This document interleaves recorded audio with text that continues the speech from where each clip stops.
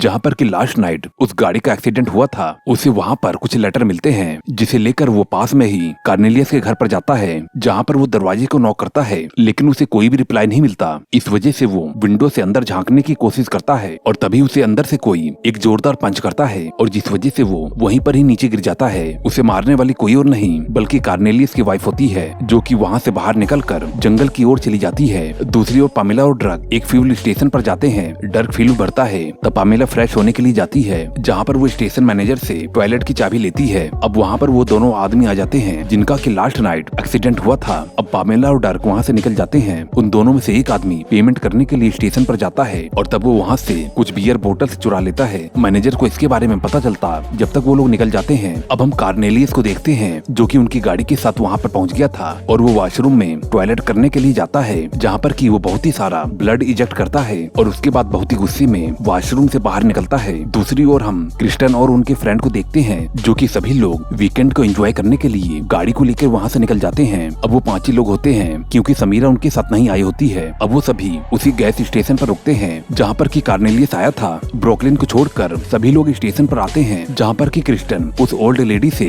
Bathroom की मांगती है। वो लेडी बहुत ही ज्यादा भड़की हुई होती है और क्रिस्टन को डांटते हुए कहती है, तुम वॉशरूम के अंदर अपना पीरियड ब्लड मत फैला देना, क्योंकि उससे पहले पमीला वहाँ पर गंदगी फैला कर गई थी। जब क्रिस्टन वॉशरूम में जाकर देखती है तो वो देखकर हैरान हो जाती है क्योंकि वहाँ पर कार्नेलियस का बहुत ही सारा ब्लड फैला हुआ था। उसे बाथरूम बहुत ही तेज लगी थी, इस वजह से ना चाहते हुए भी उसे उस गंदगी पर बैठकर टॉयलेट करना पड़ता है। अब इसके बाद वो सभी फिर से अपने सफर पर निकल जाते हैं और तभी कैरी को उल्टी होने लगती है, इसलिए फ्रेडी गाड़ी को रोकता है और तभी हम कार्नेलियस को देखते हैं जो कि उसी जगह पर झाड़ियों में छिपा हुआ था और लड़कियों को देखकर बहुत ही ज्यादा उतावला हो रहा था। अब इसके बाद वो सभी वहाँ से निकल जाते हैं। अब इधर दूसरी ओर वो बूढ़ी औरत अपने स्टोर को बंद करने लगती है। उसी समय ही हम उसके पीछे उस डाकिया को देखते हैं। दरअसल वो सभी अब एक वायरस के चपेट में आ रहे हैं। इस वायरस की शुरुआत जेन की डेड बॉडी से हुई थी और उसके बाद कार्नेलियस से होते हुए आगे फैलती हुई चली गई। अब वो डाकिया उस लेडी के साथ करने लगता है और जिस वजह से वो भी इस वायरस से इन्फेक्टेड हो जाती है। कैरी और उसके सभी फ्रेंड्स हाईवे पर जा रहे होते हैं और तभी उन्हें एक मोटल दिखाई देता है और वो सभी अपनी रात को वहीं पर ही बिताने का प्लान बनाते हैं। उसी मोटल में पमीला और ड्रक होते हैं जो कि वहाँ पर बहुत ही एंजॉय करने के लिए आए थे और फ्रेडी और जैसन मोटल में इंक्वायरी के लिए जाते हैं और 2 कमरे बुक कराते हैं। अब सभी लोग अपने लगेज को लेकर मोटल में चले जाते हैं, लेकिन जैसन कुछ देर तक कार के अंदर ही रुकता है क्योंकि उन्होंने 2 ही रूम लिए थे, इसलिए फ्रेडी कैरी के साथ कुछ एंजॉय करना चाहता था। इस वजह से वो जैसन को कार में ही रुकने के लिए कहता है। रूम में जाकर वो कैरी को एंजॉय करने के लिए कहता है, लेकिन कैरी उसे मना कर देती है क्योंकि उसकी तबीयत थोड़ी खराब होती है। इस वजह से फ्रेडी उसके ऊपर बहुत ही गुस्सा होता है और वहाँ से चला जाता है। बाहर वो डस्टबिन के पास आकर मास्टर बेट करने लगता है, लेकिन ये बात सोचकर उसे कैरी पर बहुत ही गुस्सा आ रहा था। इस वजह से वो अपने सर को डस्टबिन पर पटक लेता है, जिस वजह से वो बेहोश होकर गिर जाता है। जैसन गाड़ी के अंदर बैठा हुआ अकेले ही थक जाता है और तभी वो ओल्ड लेडी वहाँ पर पहुँच जाती है और जैसन के ऊपर अटैक कर देती है, लेकिन किसी तरह से वो भागते हुए रूम में चला जाता है जहाँ पर कि वो कैरी को उसके बारे में बताता है, लेकिन वो देखता है कि कैरी बहुत ही ज्यादा अजीब बर्ताव कर रही है। दरअसल कैरी भी इस वायरस से इन्फेक्टेड हो गई है क्योंकि उसने कार्नेलियस के ब्लड के ऊपर बैठकर टॉयलेट किया था, जिसकी वजह से उससे इन्फेक्शन काफी धीरे हुआ और अब वो पागल होकर जैसन को किस करने लगती है। दूसरी ओर डर्क पामेला को छोड़कर बाहर जाने लगता है क्योंकि वो उसके साथ चीट कर रही थी। पामेला उसे वापस आने के लिए कहती है,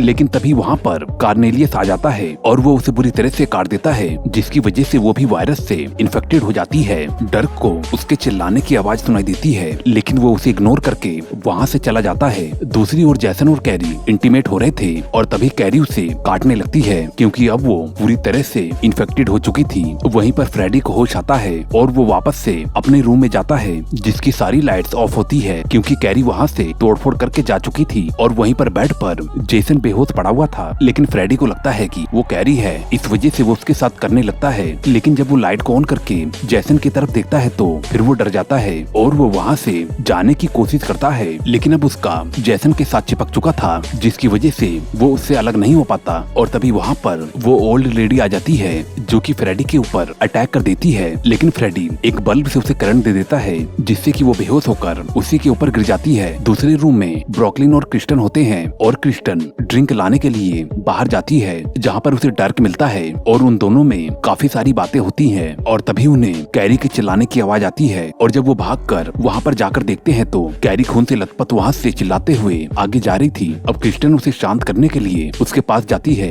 लेकिन कैरी क्रिस्टन के ऊपर अटैक करने लगती है और जब डर्क उसे पंच मारता है जिससे कि वो नीचे गिर जाती है, लेकिन तुरंत वो फिर से खड़ी हो जाती है। इस वजह से वो दोनों डर के वहाँ से गाड़ी के अंदर भागते हैं, लेकिन कैरी भी भागते हुए उनके पीछे आ जाती है। फिर डर्क उसे शूट करके मार देता है। अब वो वहाँ से निकलने ही वाले होते हैं, तभी कार्नेलियस भागता हुआ वहाँ पर आ जाता है और डर्क को गाड़ी से बाहर खींचकर उसके ऊपर टॉयलेट करने लगता है, लेकिन तभी क्रिस्टन उसे शूट करती है और वो डर्क के ऊपर गिर जाता है। अब डर्क उसके हटाकर बाहर निकलता है। अब क्रिस्टन पुलिस को कॉल करके उन्हें हेल्प के लिए बुलाती है और डर्क अपनी गाड़ी की चाबी को ढूंढता है और उसकी चाबी उसे गाड़ी के नीचे दिखाई देती है। अब डर्क अपनी चाबी को निकालने की कोशिश करता है और तभी उसके पीछे कार्नेलियस आ जाता है और वो डर्क को घसीटने लगता है। इस वजह से क्रिस्टन उसकी हेल्प के लिए गन को उठाती है, लेकिन तभी कैरी उसको पकड़कर उसके ऊपर अटैक कर देती है। जब तक डर्क कार्नेलियस को पीट कर घायल कर देता है और वो कैरी को भी शूट कर देता है, जिससे कि वो दोनों बच जाते हैं। लेकिन कैरी एक बार फिर से खड़ी हो जाती है। इस वजह से वो दोनों भागते हुए ब्रुकलिन के रूम में चले जाते हैं। ब्रुकलिन जो कि अभी तक इन सभी से अनजान होता है, इस वजह से वो उनकी बात पर यकीन नहीं करता। तब डर्क उसे खुद ही देखने के लिए कहता है और जब वो विंडो से बाहर देखता है तो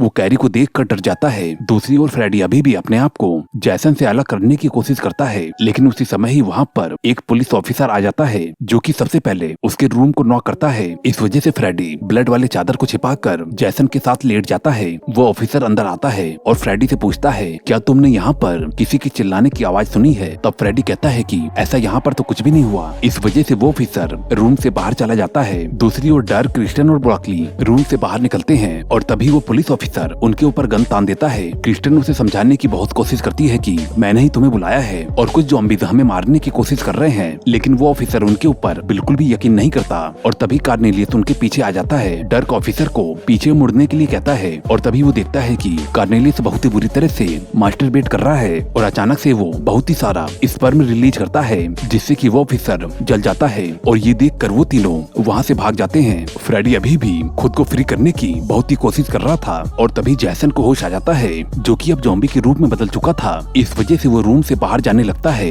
लेकिन फ्रेडी अभी भी उसे जुड़ा हुआ था। इस वजह से वो डोर में अटक जाता है। इस वजह से जैसन के ज्यादा ताकत लगाने की वजह से फ्रेडी मिडल से ही टूट कर मर जाता है। दूसरी ओर वो लोग भागते हुए गाड़ी के पास जाते हैं और तभी वो ओल्ड लेडी वहाँ पर आ जाती है, जो कि ब्रुकलिन को अपने प्राइवेट पार्ट से खाने लगती है। इसी समय डर्क उसे शूट कर देता है, जिससे कि वो ब्रुकलिन को छोड़ देती है और तब हम देखते हैं कि उसका चेहरा पूरी तरह से जल चुका था। अब डर्क क्रिस्टन को वहाँ से भगा देता है और खुद भागते हुए पामेला के रूम में जाता है और वो पामेला को मरा हुआ देखकर बहुत ही ज्यादा दुखी होता है और तभी पीछे से कैरी उसके ऊपर अटैक कर देती है, लेकिन वो उसके मुंह पर बार बार उसको पीटता है, जिससे कि वो बहुत ही बुरी तरह से घायल हो जाती है और डर्क थककर वहाँ पर बैठ जाता है और तभी वो देखता है कि कैरी अपने प्राइवेट पार्ट से एक एलियन हैंड निकालती है, जिससे कि वो डर्क के गले में डालकर अपने प्राइवेट पार्ट से खाने की कोशिश करती है, लेकिन डर्क उसके हैंड को अपने दांतों से काट देता है और फ्री होकर उसे शूट कर देता है। दूसरी ओर क्रिस्टन भागते हुए जाती है और तभी उसके सामने वो डाकिया आ जाता है, जो कि उसके ऊपर अटैक कर देता है, लेकिन तभी पीछे से मैनेजर उसे पीट कर बेहोश कर देता है। क्रिस्टन मैनेजर को थैंक यू कहती है और तभी मैनेजर उसे भी पीट कर बेहोश कर देता है और दूसरी ओर पामेला डर्क पर अटैक करती है, लेकिन वो उसे भी शूट करके मार देता है और अपने हाथ मुंह धोकर जब बाहर जाने लगता है और तभी मैनेजर उसे भी पीट कर बेहोश कर देता है और जब उन दोनों को होश आता है तो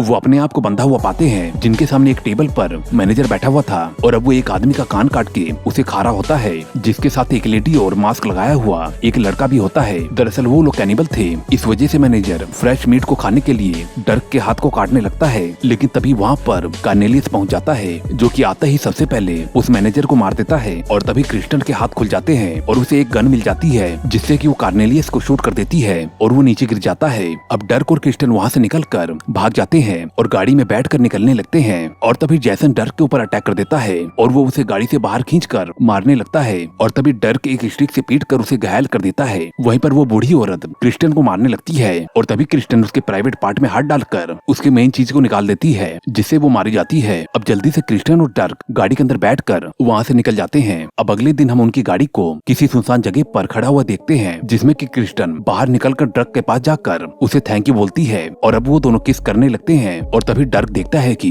क्रिस्टन भी किसी वायरस से इन्फेक्टेड हो चुकी है। अब क्रिस्टन ये देखकर डर जाती है और डर्क को खुद से दूर रहने के लिए कहती है और तभी तभी एक गाड़ी उसे हिट कर देती है और उस गाड़ी में वो दो आदमी होते हैं जिनका कि सबसे पहले कार्नेलियस से सामना हुआ था और डर्क को बताते हैं कि ये वायरस हर जगह फैल चुका है और सभी लोग धीरे धीरे करके ज़ॉम्बी बन रहे हैं। अब डर्क वहाँ से जाने लगता है और वो पूछते हैं कि तुम कहाँ पर जा रहे हो, और तब डर्क बताता है कि मैं साउथ की ओर जा रहा हूँ जहाँ पर कि मेरी फैमिली रहती है। और तब वो कहते हैं कि कोई भी जगह अभी इस वायरस से नहीं बची है, तुम्हें साउथ की ओर नहीं जाना चाहिए क्योंकि वहाँ पर ये वायरस सबसे ज्यादा फैला हुआ है। तब डर्क उनके ऊपर गुस्सा होता है और उनके ऊपर भड़क कर वहाँ से जाने लगता है और तभी उसे एक ट्रक हिट कर देता है और वो वहीं पर ही मर जाता है। अब दोस्तों इसी के साथ ही ये मूवी यहीं पर ही एंड हो जाती है। दोस्तों अगर आपको ऐसी ही और मूवी चाहिए तो चैनल को सब्सक्राइब करके बेल आइकन जरूर दबा देना क्योंकि बेल आइकन दबाने से ही आगे की वीडियो मिलती है।